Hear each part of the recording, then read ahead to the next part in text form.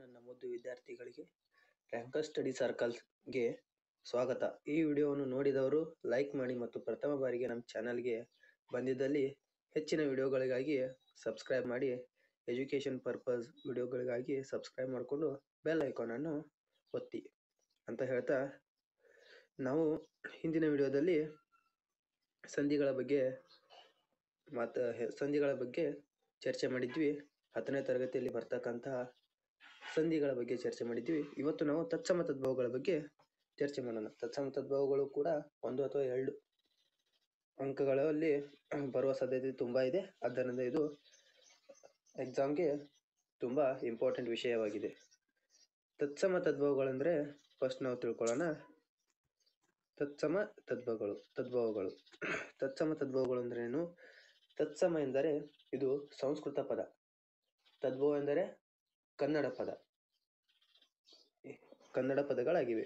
ಅದರಲ್ಲಿ ನಮ್ಮ 10ನೇ ತರಗತಿಯಲ್ಲಿ ಸಿರಿಕನ್ನಡ ಪಠ್ಯ ಪುಸ್ತಕದಲ್ಲಿ ಬರ್ತಕ್ಕಂಥ ತತ್ಸಮ ತದ್ಭವಗಳು, ಅವುಗಳನ್ನು ಒಂದೊಂದಾಗಿ ನೋಡ್ಕೊಂಡು ಹೋಗೋಣ. ನಾವು ಫಸ್ಟ್ಗೆ ನೋಡ್ತಕ್ಕಂತಹ ಪದ ಏನೆಂದರೆ ಅಂಕುಶ. ಇದು ತತ್ಸಮ ಪದವಾಗಿದ್ದು ಇದರದ ತದ್ಭವ ರೂಪ ಅಂಕುಶ ಅಂತ ಆಗುತ್ತೆ. ನೆಕ್ಸ್ಟ್ ಅಟವಿ, ಇದರ ತದ್ಭವ ರೂಪ ಅಡವಿ ಅಂತ ಆಗುತ್ತೆ. ನೆಕ್ಸ್ಟ್ ನಾವು ಇವಾಗ ಮೂರನೇದಾಗಿ ಆರ್ಕದ ತದ್ಭವ ರೂಪ ಎಕ್ಕ ಅಂತ ಆಗತ್ತೆ. ಮತ್ತೆ ಗನಿ, ಈ ಪದದ ತದ್ಭವ ರೂಪ ಗನಿ ಅಂತ ಆಗತ್ತೆ. ಇಲ್ಲಿ ತತ್ಸಮ ಪದಗಳು ಸಂಸ್ಕೃತ ಪದಗಳು ಮತ್ತು ತದ್ಭವ ಪದಗಳು ಸಂಸ್ಕೃತ ಪದದಿಂದ ಕನ್ನಡ ಪದ ಅಂದರೆ ಅಚ್ಚ ಕನ್ನಡ ಪದಗಳಾಗಿವೆ. ಇವು ತದ್ಭವ ಪದಗಳು. ಇನ್ನು ನೆಕ್ಸ್ಟ್ ನಾವು ತತ್ಸಮ ರೂಪ ಕಲಸದ ತದ್ಭವ ರೂಪ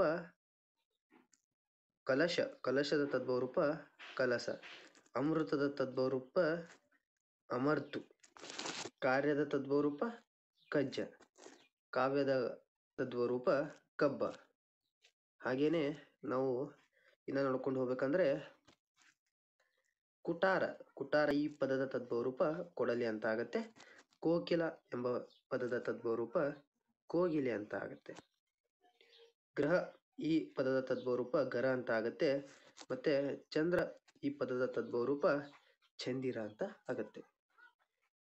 ನೆಕ್ಸ್ಟ್ ನಾವು ಚಿರ, ಈ ಪದದ ತದ್ಭವ ರೂಪ ಸೀರೆ. ಚಿರ ಅಂದ್ರ ಸೀರೆ. ಮತ್ತೆ ತಟ, ಈ ಪದದ ತದ್ಭವ ರೂಪ ತಡಿ ಅಂತ ಆಗತ್ತೆ. ನಾವು ತಪಸ್ವಿ ಎಂಬ ಪದದ ತದ್ಭವ ರೂಪ ತವಸಿ ಅಂತ ಆಗತ್ತೆ. ದೃಷ್ಟಿ, ಈ ಪದದ ತದ್ಭವ ರೂಪ ದಿಟ್ಟಿ ಅಂತ ಆಗತ್ತೆ. ಆಮೇಲೆ ಧಾತೃ ಪದದ ತದ್ಭವ ರೂಪ ಧಾತಾರ ಅಂತ ಆಗತ್ತೆ. ದಿಶಾ ಎಂಬ ಪದದ ತದ್ಭವ ರೂಪ ದಿಸೆ ಅಂತ ಆಗತ್ತೆ.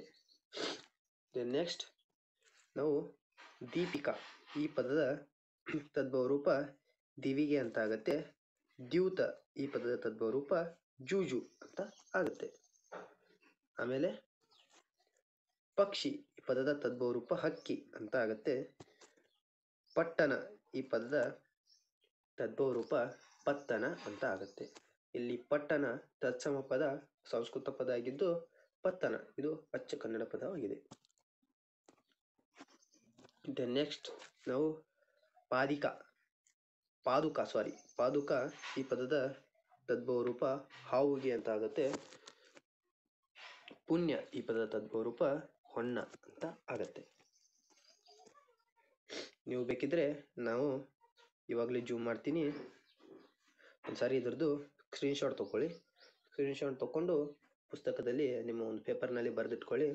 ಡೈಲಿ ಒಂದ್ಸಾರಿ ಅದನ್ನ ನೋಡ್ಕೊಳ್ಳಿ. ಇನ್ನು ಮುಂದಿನ ತತ್ಸಮ ತದ್ಭವ ರೂಪಗಳನ್ನ ನೋಡೋಣ.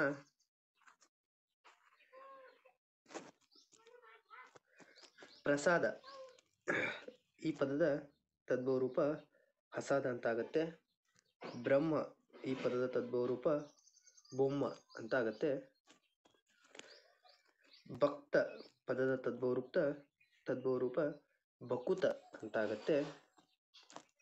ದೆನ್ ನೆಕ್ಸ್ಟ್ ಮೂಕಶಾಲೆ ತದ್ಭವರೂಪ ಮೊಗಸಾಲೆ ಅಂತ ಆಗುತ್ತೆ.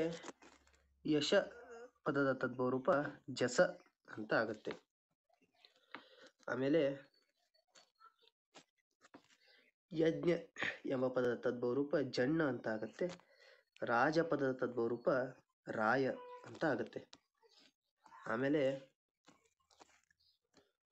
ವರ್ಷ ಪದದ ತದ್ಭವರೂಪ ವರುಸ ಅಥವಾ ಬರಿಸ ಅಂತ ಆಗುತ್ತೆ. ವ್ಯಯ ಪದದ ತದ್ಭವರೂಪ ಬಿಯ ಅಂತ ಆಗುತ್ತೆ. ನೆಕ್ಸ್ಟ್ ವಂದ್ಯ, ಇದು ತುಂಬಾ ಇಂಪಾರ್ಟೆಂಟ್ ಆಗಿರ್ತಕ್ಕಂಥ ಪದ. ಇದರದು ಐ ಥಿಂಕ್ ಬರೋ ಚಾನ್ಸಸ್ ಜಾಸ್ತಿ ಇದೆ. ಪದದ ತದ್ಭವರೂಪ ಬಂಜೆ ಅಂತ ಆಗುತ್ತೆ. ವಂಶ ಪದದ ತದ್ಭವರೂಪ ಬಂಚ ಅಂತ ಆಗುತ್ತೆ.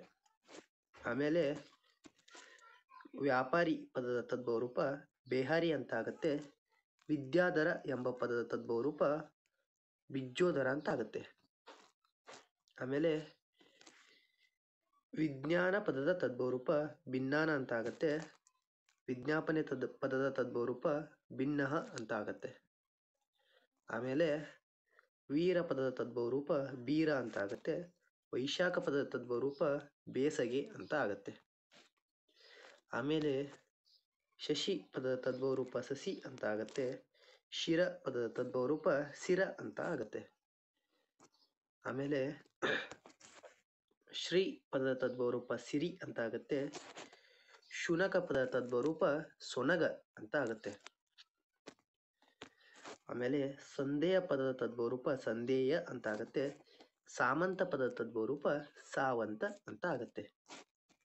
ಆಮೇಲೆ ಸ್ಥಾನ ಪದದ ತದ್ಭವರೂಪ ತಾನ ಅಂತ ಆಗುತ್ತೆ. ಸುದೆ ಪದದ ತದ್ಭವರೂಪ ಸೊದೆ ಅಂತ ಆಗುತ್ತೆ. ಇವಾಗ ನಾನು ಇವಾಗಲೇ ಜೂಮ್ ಮಾಡ್ತಾ ಇದ್ದೀನಿ. ಇದನ್ನು ಒಂದ್ಸರಿ ನೀವು ಸ್ಕ್ರೀನ್ಶಾಟ್ ತಕ್ಕೊಳ್ಳಿ, ಮತ್ತು ಒಂದು ಹಾಳೆಯಲ್ಲಿ ಇಲ್ಲ ಅಂದರೆ ಒಂದು ಪುಸ್ತಕದಲ್ಲಿ ಬರೆದುಕೊಳ್ಳಿ.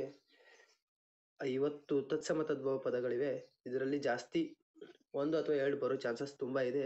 ತುಂಬ ಇಂಪಾರ್ಟೆಂಟ್ ಇದು. ಮಲ್ಟಿಪಲ್ ಚಾಯ್ಸ್ ಅಂದರೆ ಬಹು ಆಯ್ಕೆ ಪ್ರಶ್ನೆಗಳಲ್ಲಿ ಇದು ಬಂದೇ ಬರುತ್ತದೆ. ಇವತ್ತು ನಾವು ತತ್ಸಮ ತದ್ಭವಗಳನ್ನು ನೋಡ್ಕೊಂಡಿದ್ದೇವೆ. ಹೀಗೆ ನೀವು 10ನೇ ತರಗತಿಯಲ್ಲಿ ಅತಿ ಹೆಚ್ಚು ಮಾರ್ಕ್ಗಳನ್ನು ತೆಗೆದುಕೊಳ್ಳಬೇಕಂದ್ರೆ ಪ್ರತಿಯೊಂದನ್ನು ಕೂಡ ಅಭ್ಯಾಸ ಮಾಡಲೇಬೇಕಾಗುತ್ತೆ. ಅದರಲ್ಲಿ ಗ್ರಾಮರ್ ಸೆಕ್ಷನ್ ಮಾತ್ರ ತುಂಬ, ವ್ಯಾಕರಣ ಮಾತ್ರ ತುಂಬ ಅವಶ್ಯಕ ಮತ್ತು ತುಂಬ ಈಸಿಯಾಗಿರುತ್ತೆ. ಇದನ್ನು ಚೆನ್ನಾಗಿ ಒಂದ್ಸರಿ ನೋಡ್ಕೊಳ್ಳಿ. ಮುಗೀತು. Thank you. ಮುಂದೆ ನೆಕ್ಸ್ಟ್ ವಿಡಿಯೋದಲ್ಲಿ ಸಿಗೋಣ ಅಂತ ಹೇಳ್ತಾ ಬಾಯ್.